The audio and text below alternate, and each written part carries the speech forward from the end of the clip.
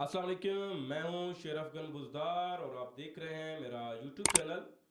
नाजरीन, डेरा गाजी खान में बदनाम ज़माना लादी गैंग का एक और रुकन हारून जियानी अपने अंजाम को पहुंच गया। हारून जियानी को गुज़िश्ता दिनों police, border military police, Baloch levy, elite force के एहलकार और दीगर कानून नाफिज करने वाले इदारों ने दौरान ऑपरेशन हलाक करने का दावा किया है। हारून जियानी कौन था, इसके खिलाफ कितने एफआईआर थे और ये किन किन थानों को मतलूब था, किन किन दफात के तहत इसके खिलाफ एफआईआर दर्ज थे, वो भी आपको बताएंगे। लेकिन हारून जियानी की हलाकत के हवाले से भी हमारे पास मुख्तलिफ और तजाद जो है वो ख़बरें हैं। पुलिस की जानब से ये दावा किया जा रहा है कि हारून जियानी अपने साथियों की फायरिंग से मारा गया, जबकि जो बॉर्डर मिलिट्री पुलिस के जो ज़राए हैं, उनके जो कमांडेंट हैं, वो ये दावा कर रहे हैं कि उनको कत्ल करने वाला कोई और नहीं, बॉर्डर मिलिट्री पुलिस और बलोच लेवी के एहलकारों ने दौरान फायरिंग के तबादले में हारून जियानी को मुकाबले में हलाक किया, जबकि हारून जियानी के जो दीगर साथी थे वो वहाँ से भाग जाने में कामयाब हुए थे।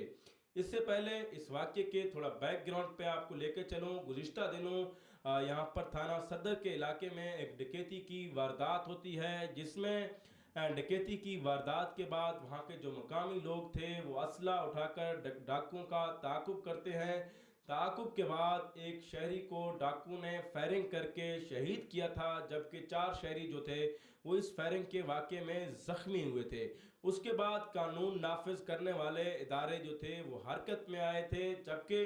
जो शहीद के वर्सा थे, जो लवाकिन थे, उन्होंने शहीद की मैयत को आरपीओ ऑफिस के बाहर रखकर एहतजाजी मुजाहरा किया और उन्होंने ये मुतालबा किया कि जब तक लादी गैंग के खिलाफ कोई मौसर कार्रवाई नहीं की जाती, तब तक गैंग के जो रुकन हैं उनको गिरफ्तार नहीं किया जाता, उस वक्त तक वो अपने मैयत की तदफीन नहीं करेंगे।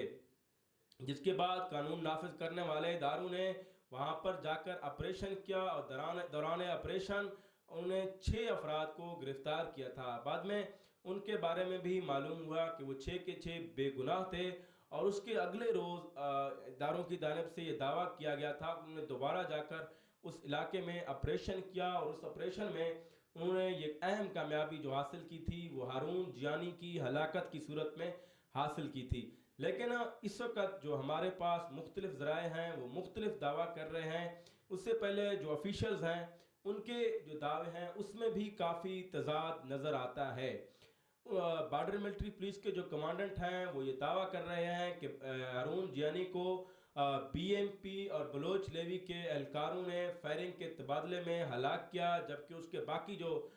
साथी थे वो वहाँ से फरार होने में कामयाब हो गए थे। जबकि जो पंजाब पुलिस का एसपी था वो ये दावा कर रहा है कि लादी गैंग के इस अहम रुकन हारून जियानी पुलिस की फायरिंग से नहीं बल्कि अपने ही साथियों की फायरिंग से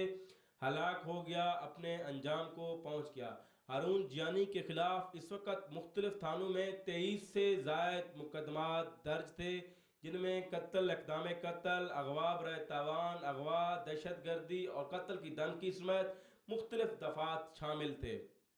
हारून जियानी के बारे में कहा यह जाता है कि ये कुछ अर्सा पहले, यानी कि चंद साल पहले, कि ये सीमेंट फैक्ट्री रोड पर अपना एक पंक्चर का शॉप था इसका और ये मोटरसाइकिल और दीगर गाड़ियों को पंचर लगाता था। बाद में इसको वहाँ के जो सरदार थे उन्होंने उनसे इनकी कोई चपकलिश हुई और उस चपकलिश के नतीजे में इसके ऊपर मुकदमा दर्ज कराया गया। उसके बाद ये शख्स जो था अपना कारोबार छोड़कर बाकायदा तौर पर लादी गैंग का हिस्सा बन गया था और लादी गैंग का हिस्सा बनने के बाद मुतअद्दिद डकैती की वारदातों में भी शामिल था। और उसके अलावा इसके बारे में हमारे जो सोर्सेज हैं वो ये कहते हैं कि वहाँ पर खोसा सरदार, जिनमें सरदार खुर्रम खान खोसा और सरदार रिजम खान खोसा, जो कि इस वक्त बॉर्डर मिलिट्री पुलिस में अहम ओहदों पर भी तैनात हैं, कि इनके ऊपर जितनी बार वहाँ पर फायरिंग किए वाक़यात हुए उनमें ये हारून जियानी मुलविस था और इसके अलावा गैंग का कोई रुकन मुलविस नहीं था। कहा यह जाता है उसके बाद इसके ऊपर मुकदमा दर्ज किए गए और ये पंजाब पुलिस और बॉर्डर मिलिट्री पुलिस को मतलूब ایک اہم اشتہاری بن گیا تھا، اور اس کے بعد اس کو جو مارنا تھا وہ مشکل کام بن گیا تھا پولیس کے لیے بھی، اور یہ شخص بھی آپ کہہ سکتے ہیں کہ علاقے میں خوف اور دہشت کی علامت بن کر سامنے آیا تھا۔ ہارون جیانی کے بارے میں یہ بھی کہا جا رہا ہے کہ اس کو پولیس اور جو بارڈر ملٹری پولیس نے ہلاک نہیں، بلکہ اس کو اپنے ہی ایک ساتھی نے ہلاک کیا ہے۔ اس سے پہلے اس کی ایک بیک گراؤنڈ کہانی بھی وہ سناتے ہیں۔ وہ کہتے ہیں کہ ہارون جیانی اور خودی جو ہے خدابخش چکرانی، جو کہ اس وقت خودی لادی گینگ کا وہ سربراہ بھی ہے، ان کے درمیان کچھ عرصہ پہلے ایک جھگڑا ہوا تھا۔ وہ جھگڑا یہ تھا کہ وہاں پر مقامی جو لوگ ہیں لدھیانوی، انہوں نے لادی گینگ کو یہ ٹاسک دیا تھا خدابخش چکرانی کو کہ وہ وہاں کے ایک مطلوب اشتہاری رضا ولانی کو قتل کریں، اس کے بدلے میں ان کو 20 لاکھ روپے دیے جائیں گے۔ تو لدھیانوی جو تھے وہ خودی کے ساتھ رابطے میں تھے، خودی نے ان کو رابطہ کر کے اپنی جگہ پر بلایا اور ان کو یہ کہا کہ آپ لوگ 20 لاکھ روپے لے کر آؤ، ہم آپ کو رضا ولانی کو مار کر دیں گے، یا آ کر خود اس کو اپنے ہاتھوں سے ماریں، اور 20 لاکھ روپے بھی آپ لوگ لے کر آئیں۔ جس کے بعد وہ کہتے ہیں کہ لدھیانوی جو تھے وہ وہاں پر پہنچ گئے، پیسے بھی لے کر وہاں پر پہنچ گئے۔ تو خودی نے بجائے جو انہوں نے اس کو جو ٹاسک سونپا تھا اس کو پورا کرنے کے، لدھیانویوں کو وہاں پر باندھے رکھا، ان سے ان کے پیسے بھی چھینے،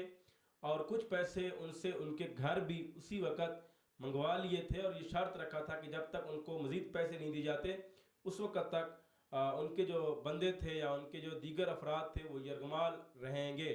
اس کے بعد ان کو پیسے دے دیے گئے تھے۔ بعد میں وہ وہاں سے ان کی کار کو ساتھ لے کر گئے۔ بعد میں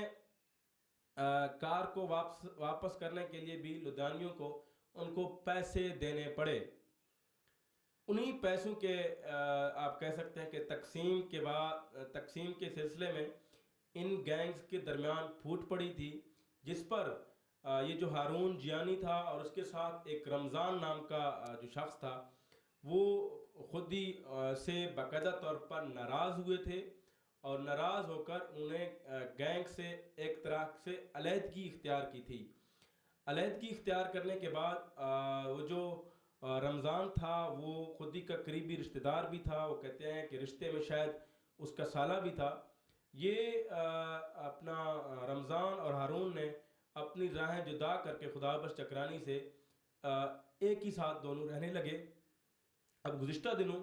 جب یہ واقعہ رونما ہوا تھا تو دوران آپریشن خودی لادی گینگ کے سربراہ خدابخش چکرانی کو اس بات پر آمادہ کیا گیا کہ وہ کسی بھی صورت اس آپریشن کو روکنے کے لیے، اس معاملے کو ٹھنڈا کرنے کے لیے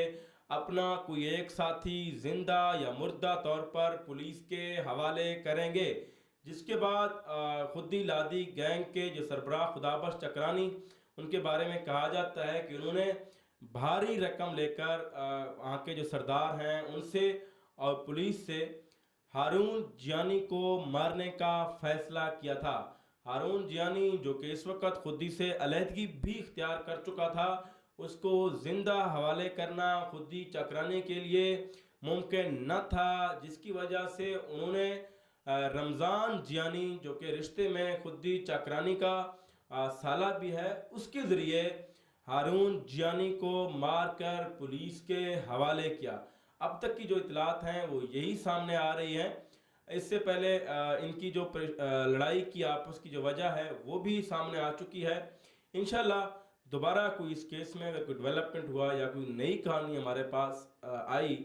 تو وہ بھی آپ کے ساتھ ضرور شیئر کریں گے، لیکن